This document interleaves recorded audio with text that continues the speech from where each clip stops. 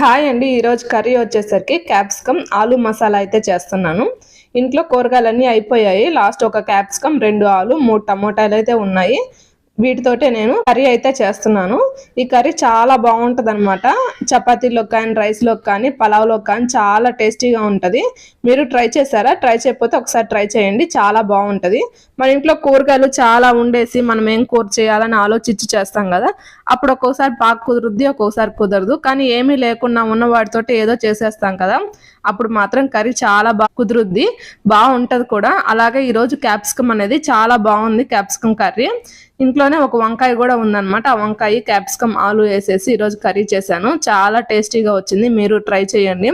ఇంట్లో కరివేపాకు, కొత్తిమీర ఏం లేదనమాట. అందుకు ఇంట్లో కసూరి మేతి ఉంటే అది వేసేసాను. ఇంకొంచెంసేపు ఉడకనిచ్చేస్తే ఆపేసేస్తే క్యాప్సికమ్ ఆలు మసాలా అనేది రెడీ అయిపోయింది.